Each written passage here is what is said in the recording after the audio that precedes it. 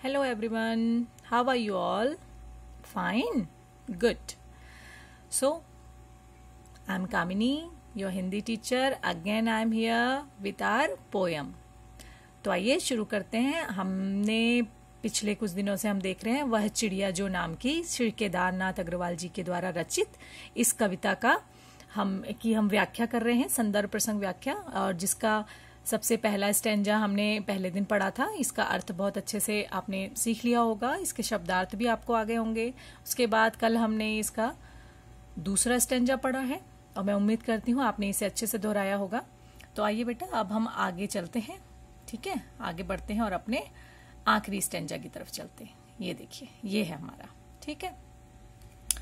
तो जैसे मैंने आपको पहले बताया था, संदर्भ तो पूरी कविता के लिए एक ही होगा बेटा कि प्रस्तुत पंक्तियां हमारी पाठ्य पुस्तक वसंत के वह चिड़िया जो नामक पाठ से ली गई हैं और इसके रचयिता श्री केदारनाथ अग्रवाल जी हैं, ठीक है।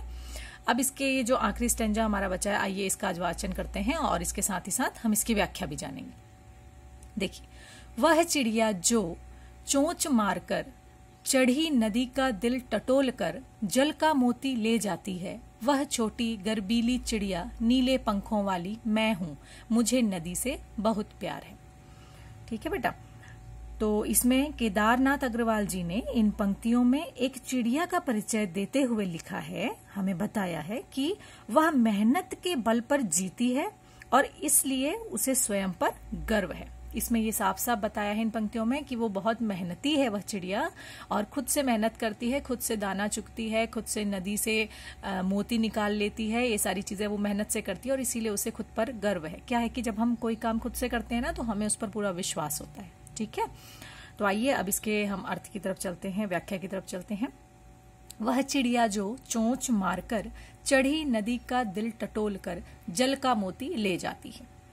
चिड़िया इन पंक्तियों में कहती है कि वह चोंच मारकर नदी के जल से मोती ढूंढ लेती है।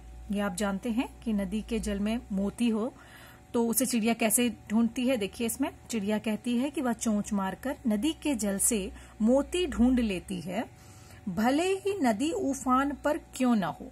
मतलब चढ़ी नदी मतलब उफान वाली नदी, ऐसी नदी जिसमें उफान उठ रहा है, ठीक है।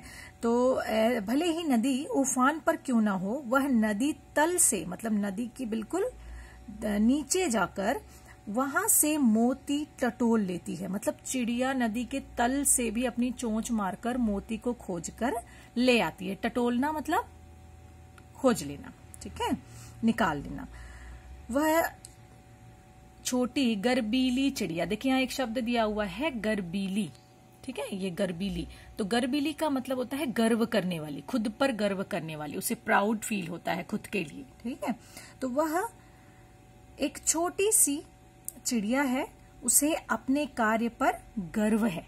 मतलब वो बहुत खुद पर गर्व करती है कि वो ये सब कार्य स्वयं करती है, ठीक है।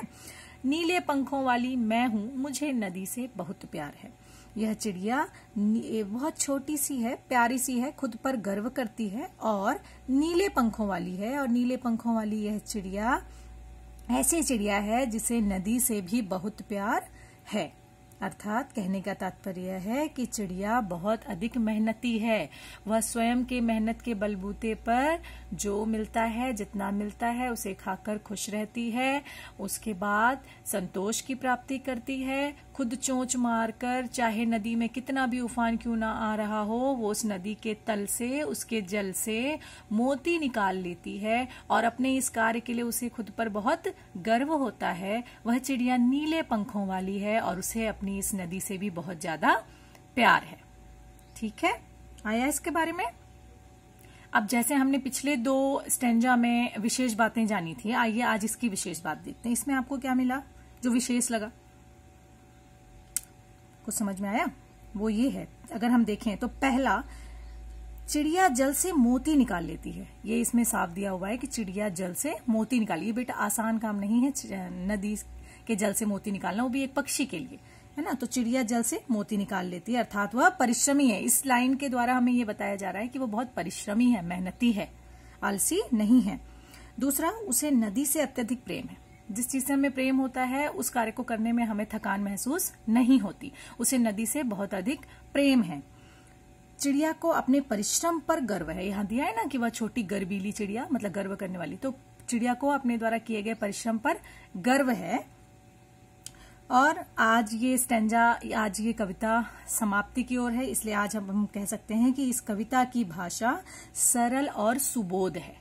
ठीक है, इस कविता में आपने देखा जो भी भाषा प्रयोग की गई है वो बहुत ही सरल और सुबोध रूप में हमारे सामने प्रकट की गई है, जिससे हमें आसानी से इसके अर्थ को समझने में किसी प्रकार की कोई दिक्कत नहीं आ रही। ठीक है, तो ये हो गया बेटा इसका। अब आप लोगों को ये करना है कि आप लोगों को इस पूरी कविता को अब एक बार अपने आप से पूरी कविता का वाचन करना है। ठीक है, और उसके बाद संदर्भ मैंने आपको बताया है, हर स्टेंजा का प्रसंग आपको बताया है, और साथ ही साथ व्याख्या और विशेष बातें भी बताई हैं, और शब्दार्थ भी मैंने आपको कठिन शब्दों के बताए हैं। अगर इसमें स्टेंजा में देखें तो इसमें मेरे ख्याल से एक आपको टटोलकर, जिसका मतलब है, टटोलकर का मतलब क्या होता है, ढूंढ कर। ठीक है, और दूसरा एक ये गर्बीली, तो गर्बीली मतलब गर्व करने वाली। ठीक, बाकी चीजें तो इसमें आसान ही है। तो आपको ये जो हमारा पहला चैप्टर है, इसमें जो भी कठिन शब्द आए हैं उनको आपको अच्छे से लर्न करना है, एक जगह पर लिखना है, और साथ ही साथ इस पूरे कविता को अच्छे से पढ़ना है, और पूरे की एक साथ व्याख्या बतानी है। आपके घर में जो भी है आप उन्हें इसकी व्याख्या सुनाएंगे। ठीक है, इसके साथ ही आपको कुछ मैं प्रश्न अभ्यास आपको भेजूंगी, उसे आप देखिएगा। और इन तीनों वीडियो के द्वारा आपको जिस प्रकार से जो भी चीजें समझ में अब तक आ चुकी होंगी, उसके आधार पर आप उन प्रश्नों के उत्तर लिखेंगे। ठीक है बेटा, नमस्कार।